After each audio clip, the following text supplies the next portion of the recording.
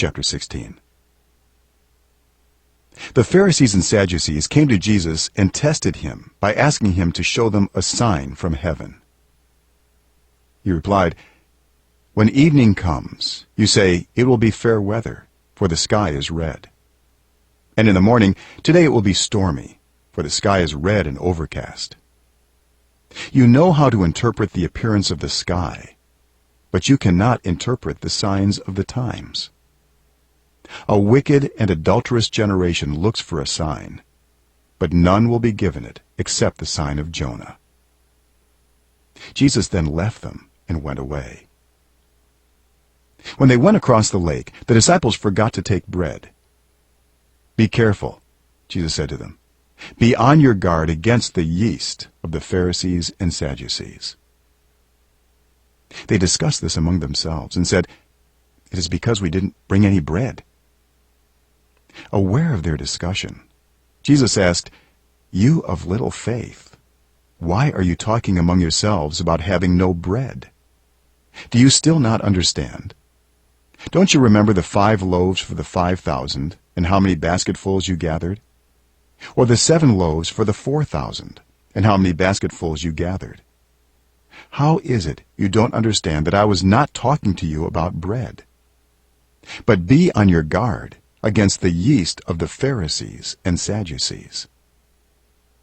Then they understood that he was not telling them to guard against the yeast used in bread, but against the teaching of the Pharisees and Sadducees. When Jesus came to the region of Caesarea Philippi, he asked his disciples, "Who do people say the Son of Man is?" They replied, "Some say John the Baptist, others say Elijah, and still others Jeremiah or one of the prophets." "But what about you?" he asked. "Who do you say I am?" Simon Peter answered, "You are the Messiah, the Son of the living God."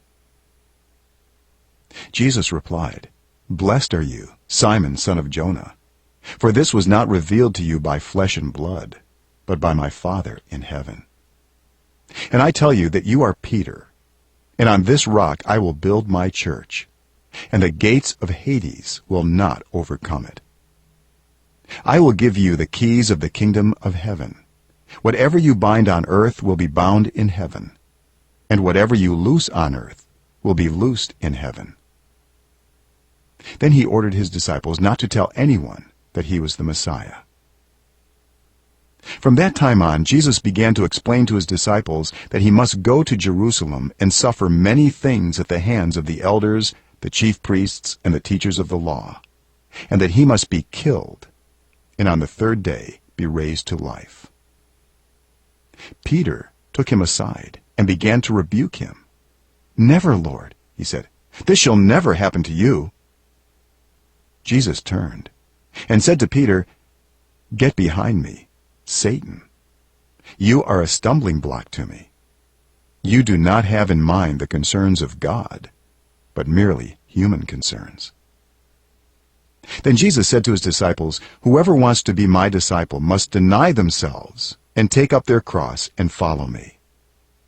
For whoever wants to save their life will lose it, but whoever loses their life for me will find it. What good will it be for someone to gain the whole world, yet forfeit their soul? Or what can anyone give in exchange for their soul?